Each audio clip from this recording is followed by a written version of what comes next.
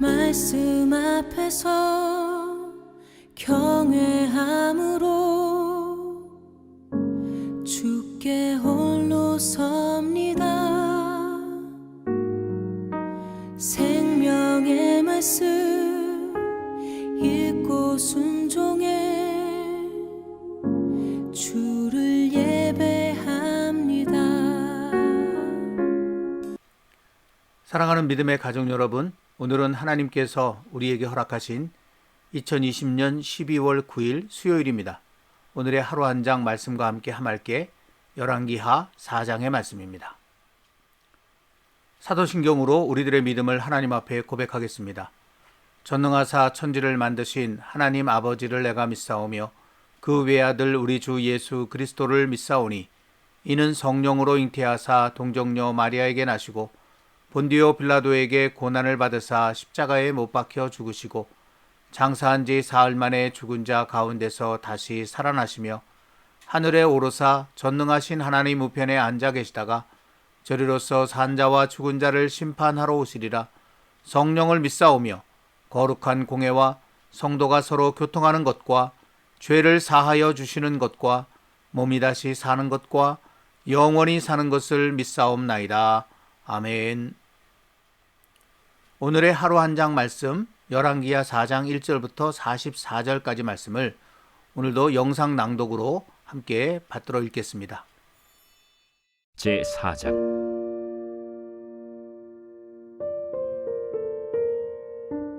선지자의 제자들의 아내 중에 한 여인이 엘리사에게 부르짖어 이르되 당신의 종 나의 남편이 이미 죽었는데 당신의 종이 여호와를 경외한 줄은 당신이 아시는 바니이다.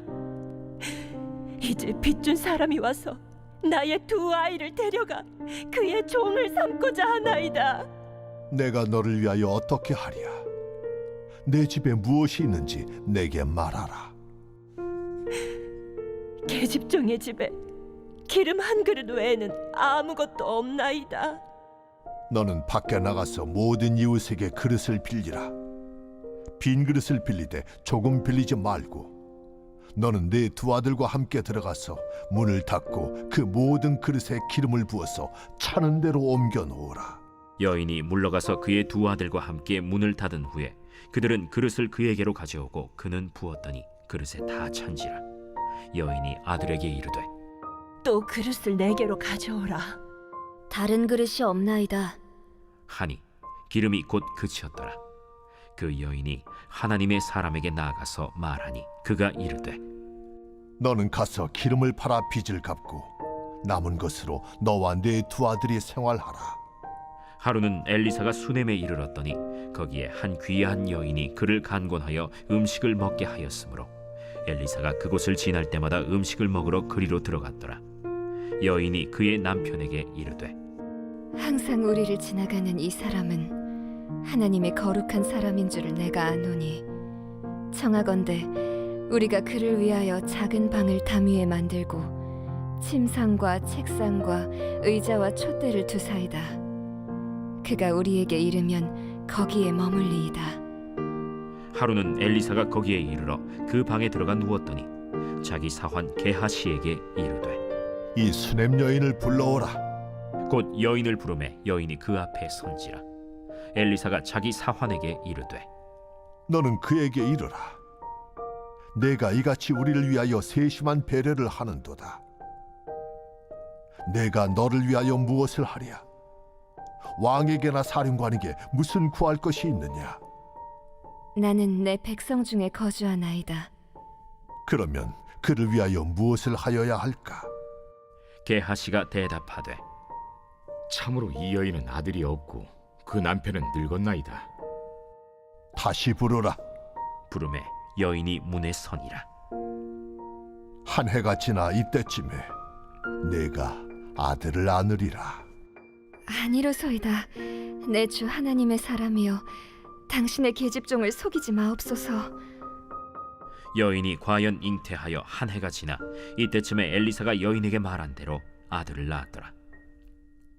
그 아이가 자라매 하루는 추수꾼들에게 나가서 그의 아버지에게 이르렀더니 그의 아버지에게 이르되 내 머리야, 내 머리야. 하는지라. 그의 아버지가 사환에게 말하여 그의 어머니에게로 데려가라. 곧 어머니에게로 데려갔더니 낮까지 어머니의 무릎에 앉아 있다가 죽은지라. 그의 어머니가 올라가서 아들을 하나님의 사람의 침상 위에 두고 문을 닫고 나와 그 남편을 불러 이르되 청하건대 사환 한 명과 나귀 한 마리를 내게로 보내소서. 내가 하나님의 사람에게 달려갔다가 돌아오리이다. 초하루도 아니요 안식일도 아니거늘 그대가 오늘 어찌하여 그에게 나아가고자 하느냐. 평안을 비나이다. 이에 나귀의 안장을 지우고 자기 사환에게 이르되 몰고 가라. 내가 말하지 아니하거든 나를 위하여 달려가기를 멈추지 말라. 드디어 갈멜산으로 가서 하나님의 사람에게로 나아가니라. 하나님의 사람이 멀리서 그를 보고 자기 사환 게하시에게 이르되 저기 수렘 여인이 있도다. 너는 달려가서 그를 맞아 이르기를 너는 평안하냐? 네 남편이 평안하냐? 아이가 평안하냐 하라. 평안하다. 하고 산에 이르러 하나님의 사람에게 나아가서 그 발을 아는지라. 게하시가 가까이 와서 그를 물리치고자 하매 하나님의 사람이 이르되 가만두라. 그의 영혼이 괴로워하지만은 여호와께서 내게 숨기시고 이르지 아니하셨도다. 내가 내 주께 아들을 구하더이까. 나를 속이지 말라고 내가 말하지 아니하더이까. 엘리사가 게하시에게 이르되 내 허리를 묶고 내 지팡이를 손에 들고 가라. 사람을 만나거든 인사하지 말며 사람이 내게 인사할지라도 대답하지 말고 내 지팡이를 그 아이 얼굴에 놓으라. 여호와께서 살아계심과 당신의 영혼이 살아계심을 두고 맹세하노니 내가 당신을 떠나지 아니하리이다. 엘리사가 이에 일어나 여인을 따라가니라. 게하시가 그들보다 앞서가서 지팡이를 그 아이의 얼굴에 놓았으나 소리도 없고 듣지도 아니하는지라. 돌아와서 엘리사를 맞아 그에게 말하여 아이가 깨지 아니하였나이다. 엘리사가 집에 들어가 보니 아이가 죽었는데 자기의 침상에 눕혔는지라. 들어가서는 문을 닫으니 두 사람뿐이라. 엘리사가 여호와께 기도하고 아이 위에 올라 엎드려 자기 입을 그의 입에 자기 눈을 그의 눈에 자기 손을 그의 손에 대고 그의 몸에 엎드리니 아이의 살이 차차 따뜻하더라. 엘리사가 내려서 집안에서 한 번 이리저리 다니고 다시 아이 위에 올라 엎드리니 아이가 7번 재채기하고 눈을 뜨는지라. 엘리사가 게하시를 불러 저 수렘 여인을 불러오라. 곧 부름에 여인이 들어가니 엘리사가 이르되 내 아들을 데리고 가라. 여인이 들어가서 엘리사의 발 앞에서 땅에 엎드려 절하고 아들을 안고 나가니라. 엘리사가 다시 길갈에 이르니 그 땅에 흉년이 들었는데 선지자의 제자들이 엘리사의 앞에 앉은지라. 엘리사가 자기 사환에게 이르되 큰 솥을 걸고 선지자의 제자들을 위하여 국을 끓이라. 한 사람이 채소를 캐러 들에 나가 들포도 덩굴을 만나 그것에서 들호박을 따서 옷자락에 채워가지고 돌아와 썰어 국 끓이는 솥에 넣되 그들은 무엇인지 알지 못한지라. 이에 퍼다가 무리에게 주어 먹게 하였더니 무리가 국을 먹다가 그들이 외쳐 이르되 하나님의 사람이여, 솥에 죽음의 독이 있나이다 하고 능히 먹지 못하는지라. 엘리사가 이르되 그러면 가루를 가져오라. 하여 솥에 던지고 이르되 퍼다가 무리에게 주어 먹게 하라. 하매 이에 솥 가운데 독이 없어지니라. 한 사람이 바알 살리사에서부터 와서 처음 만든 떡 곧 보리떡 20개와 또 자루에 담은 채소를 하나님의 사람에게 드린지라. 그가 이르되 무리에게 주어 먹게 하라. 그 사환이 이르되 내가 어찌 이것을 100명에게 주겠나이까? 무리에게 주어 먹게 하라. 여호와의 말씀이 그들이 먹고 남으리라 하셨느니라.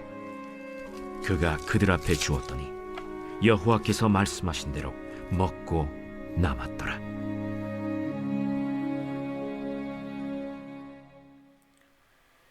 지난 금요일 하말께를 통해 나눈 것처럼 열왕기하는 여호와 보시기에 가장 악한 왕이었던 아합 왕이 죽었다는 이야기로 시작하고 있습니다.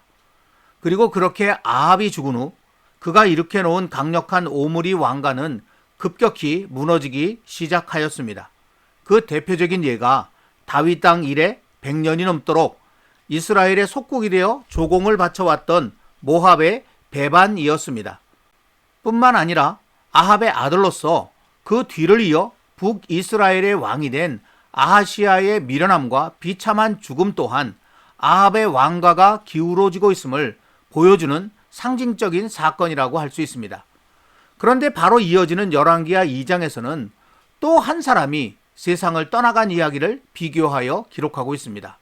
그는 여호와 하나님의 선지자 엘리야입니다. 열왕기하 2장 1절 말씀에 보면 여호와께서 회오리 바람으로 엘리야를 하늘로 올리고자 하실 때에 라는 말씀이 있습니다. 이 말씀 가운데 하늘로 올리고자 하신다라고 하는 이 말을 뒤집어 보면 세상을 떠난다라고 하는 뜻이죠. 그러니까 엘리야가 이 세상을 떠나는 이야기를 이렇게 표현한 것입니다. 그런데 엘리야가 이렇게 세상을 떠나간 후에 그가 그토록 온 생명을 다해 죄악이 가득한 땅 북이스라엘에 일으켜 놓은 여호와 하나님의 생명의 역사는 더욱 강하게 펼쳐져 나가게 됩니다.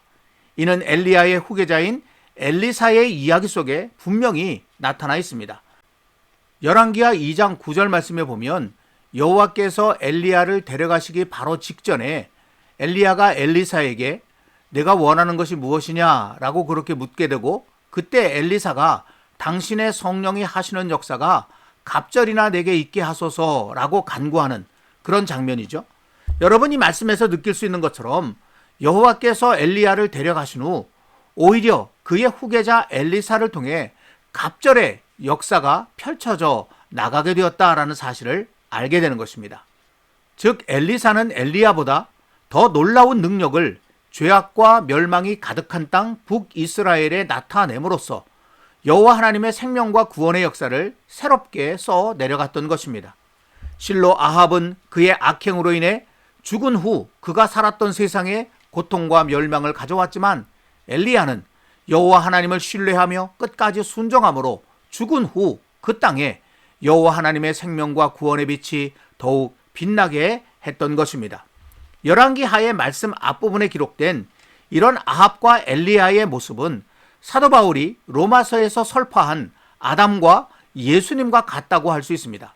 로마서 5장 17절 말씀에 보면 한 사람의 범죄로 말미암아 사망이 그 한 사람을 통하여 왕 노릇하였은즉 더욱 은혜와 의의 선물을 넘치게 받는 자들은 한 분 예수 그리스도를 통하여 생명 안에서 왕 노릇하리로다. 아멘. 이런 말씀이 있습니다. 아담은 죽어 세상에 죄와 사망을 남겨놓았지만 예수님께서는 죽어 그 죄와 사망의 땅에 생명과 구원의 길을 새롭게 열어 놓으셨다는 사도 바울의 이 깊은 영적 깨달음이 우리가 지금 함께 나누고 있는 아합과 엘리야의 이야기 속에 이미 나타나 있는 것입니다. 실제로 열왕기하에 기록된 엘리사의 이야기를 따라가노라면 우리는 아합이 남겨놓은 어두운 죽음의 상황이 얼마나 심각한지를 깨달을 수 있는 한편 그 상황 속에 끊임없이 새로운 생명과 희망을 일구어내는 엘리사의 사역이 기가 막히게 대비되어 있다는 것을 발견할 수 있습니다. 화면에 열왕기하 2장 19절 말씀이 나타나 있습니다. 이 말은 엘리야가 여호와로부터 데려감을 당한 후 떨어지는 그의 겉옷을 걸쳐 입고 요단 강물을 쳐서 가르고 건너온 엘리사가 도착한 여리고 지역의 사람들이 한 말입니다. 당시 물은 모든 생명의 근원이었습니다. 그런데 그 물이 나쁘다는 것입니다. 다시 말하면 겉으로는 멀쩡해 보이는 것 같아도 그곳은 죽음의 땅이라는 것입니다. 그런데 엘리사는 그 땅을 여호와의 능력으로 완전히 바꾸어 놓았습니다. 열왕기하 2장 21절 말씀입니다. 엘리사가 물 근원으로 나아가서 소금을 그 가운데에 던지며 이르되 여호와의 말씀이 내가 이 물을 고쳤으니 이로부터 다시는 죽음이나 열매 맺지 못함이 없을지니라 하셨느니라 하니 아멘. 여러분, 아합의 죄악으로 인해 그 땅에 생명의 물이 다 나빠진 바로 그 상황 속에 엘리사가 그것을 고쳐내고 거기 생수가 다시 흐르도록 하는 그런 이야기가 이 말씀 속에 나타나 있는 것입니다. 특별히 오늘의 하루 한 장 말씀인 열왕기하 4장에는 아합의 죄악에서 비롯된 북이스라엘의 어두운 죽음의 상황과 그 상황 속에 여호와 하나님의 능력으로 끊임없이 새로운 생명과 희망을 일구어내는 엘리사의 사역이 더욱 분명하게 대비되어 나타나 있습니다. 열왕기하 4장에는 총 5가지의 사건이 기록되어져 있습니다. 그것을 간단히 도표로 우리가 한번 정리를 해보도록 하겠습니다. 먼저 1절부터 7절까지에는 빚만 남기고 죽은 남편으로 인해 살 길도 막막하고 더구나 두 아들마저 종으로 팔려갈 위기에 처한 엘리사의 한 제자 가정의 이야기가 나옵니다. 이것이 아합이 남겨놓은 죄악으로 인한 죽음의 상황이라는 것이죠. 그런데 엘리사는 그 상황을 하나님의 능력으로 바꾸어냅니다. 준비한 그릇이 다 찰 때까지 마르지 아니한 기름 한 병의 놀라운 기적을 통해 생명의 길을 새롭게 열어준 것입니다. 또 8절부터 17절까지 말씀 속에 보면 엘리사를 정성껏 섬겼으나 아들을 낳을 소망이 없었던 수넴 여인의 이야기가 나오고 있습니다. 그런데 엘리사는 여호와 하나님의 능력으로 소망이 끊어진 그 가정에 아들을 얻도록 생명의 역사를 이루어낸 그런 이야기가 여기 기록되어져 있는 것입니다. 또 뒤이어 나오는 18절부터 37절 말씀 속에 보면 여호와께서 수넴 여인에게 주신 그 아들이 자란 후에 갑자기 죽는 비극적인 이야기가 나타나 있습니다. 그런데 엘리사는 그 죽었던 아들을 다시 살려냅니다. 그래서 그 가정에 더 큰 기쁨이 넘치도록 역사한 이야기가 나타나 있는 것입니다. 또 38절부터 41절까지 말씀 속에 보면 먹을 것이 없어 아무 들풀이나 가져다가 국에 넣고 끓였는데 그 속에 독초가 함께 들어가서 먹을 수 없게 된 참으로 난감한 상황이 나타나 있습니다. 그런데 엘리사는 그 국에 가루를 던져 넣었습니다. 그러자 그 국에서 독이 사라지고 많은 사람들이 맛있게 그 국을 먹을 수 있게 되었다는 이야기가 나타나 있죠. 또 마지막 부분인 42절부터 44절까지 말씀 속에 보면 먹어야 할 사람은 100명인데 먹을 것은 보리떡 20개와 자루에 담은 채소뿐밖에 없는 그런 절망적인 상황이 나타나 있습니다. 그런데 엘리사는 여호와의 말씀을 그들에게 전하고 그 여호와의 말씀을 따라 무리에게 그것을 나누어 주었더니 놀랍게도 100명의 사람들이 먹고도 남았다라는 이야기가 이렇게 기록되어져 있는 것입니다. 여러분이 보시는 것처럼 아합은 여호와 하나님 보시기에 심히 악을 행하여 여호와를 노하시게 함으로써 그가 속한 땅에 극심한 고통과 죽음을 가져왔습니다. 그러나 여호와 하나님께서는 거기 여호와 하나님의 사람 엘리사를 두심으로써 그 땅에 생명과 소망의 빛이 끊어지지 않게 해 주셨습니다. 이와 같은 오늘의 말씀은 우리에게 두 가지 큰 가르침을 전해주고 있습니다. 첫째는 오늘의 말씀 속 엘리사가 다름 아닌 우리의 구주 예수님의 그림자라는 것입니다. 아합의 죄악으로 인해 고통과 죽음 속에 살게 된 오늘 본문 속 북이스라엘 백성들처럼 우리는 모두 아담의 죄악으로 인해 고통과 사망 속에 떨어진 저주의 사람들입니다. 그러나 여호와 하나님께서 북이스라엘 백성들을 위해 엘리사를 세우셔서 그들에게 생명과 소망의 빛을 비추신 것처럼 오늘 우리에게는 예수님을 보내셔서 영원한 생명과 소망의 빛을 비추어 주신 것입니다. 에베소서 2장 1절부터 5절까지의 말씀에 그 예수님의 이야기가 이렇게 기록이 되어져 있습니다. 그러고 보니 엘리사라는 이름의 뜻이 예수라는 이름의 뜻과 너무나 비슷하다는 것을 느끼게 됩니다. 엘리사는 나의 하나님은 구원이시다라는 뜻입니다. 그리고 예수는 여호와는 구원이시다라고 하는 그런 뜻이기 때문입니다. 여러분, 당시 북왕국 이스라엘 백성들에게는 엘리사만이 유일한 생명의 소망이었습니다. 엘리사를 만나는 사람은 그 사람이 누구이든 아합의 죄로 인한 고통과 죽음에서 벗어날 수 있었습니다. 그러므로 엘리사를 만나는 것, 엘리사와 함께 사는 것, 그것이 그 당시의 사람들에게는 너무너무 중요한 일이었습니다. 오늘 우리도 마찬가지입니다. 우리에게 유일한 생명의 소망은 오직 예수님뿐입니다. 예수님을 통해서만 우리는 아담으로부터 비롯된 그 깊은 고통과 죽음의 저주로부터 벗어날 수 있습니다. 그래서 사도행전 4장 12절에는 다른 이로서는 구원을 받을 수 없나니 천하 사람 중에 구원을 받을 만한 다른 이름을 우리에게 주신 일이 없음이라 하였더라. 아멘 이렇게 분명히 기록해 놓고 있는 것입니다. 그러므로 예수님을 만난다는 것, 예수님과 함께 산다는 것은 결단코 선택사항이 아닙니다. 그것은 우리 삶의 필수 상황인 것입니다. 오늘의 말씀이 우리에게 전하는 두 번째 가르침은 그리스도인인 우리가 이 세상에서 작은 엘리사로, 작은 예수로 살아야 한다는 것입니다. 엘리사는 예수님의 그림자인 동시에 예수님 제자의 그림자이기도 합니다. 그의 스승 엘리야가 예수님처럼 승천한 후 그의 영, 곧 성령을 받아 능력 있게 살아간 사람이 엘리사이기 때문입니다. 즉 예수 그리스도를 믿는 그리스도인들은 이 땅에서 엘리사와 같은 삶을 살아야 한다는 것입니다. 곧 죄와 죽음이 깊게 들이운 세상 속에 여호와 하나님의 생명과 소망의 빛을 비추는 사람이 되어 살아가야 하는 것입니다. 예수님께서 산에 올라가 가르쳐 주신 너희는 세상의 소금, 세상의 빛이라는 말씀이 바로 그런 뜻입니다.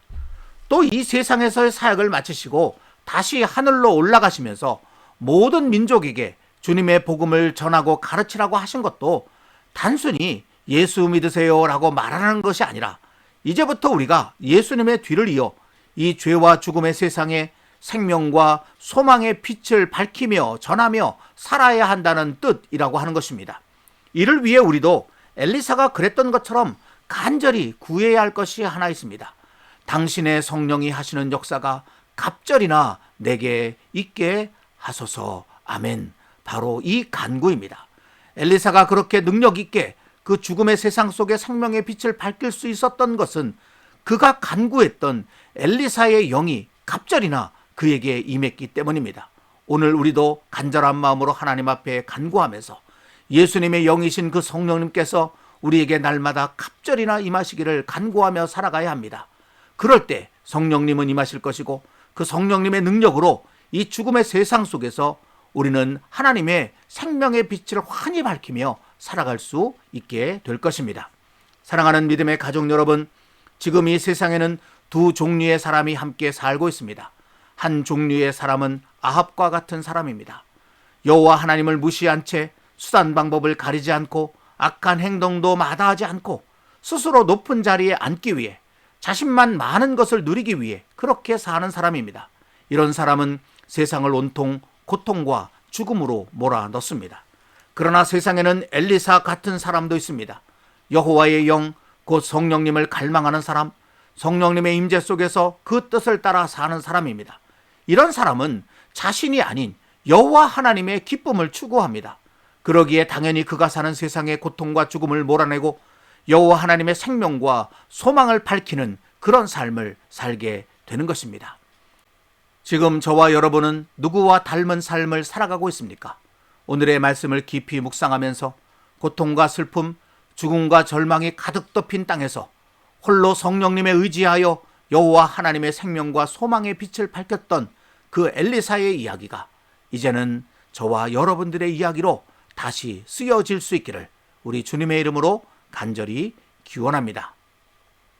우리 성령님을 간구하는 마음으로 불길 같은 주성령 찬송가 184장 함께 찬송하겠습니다.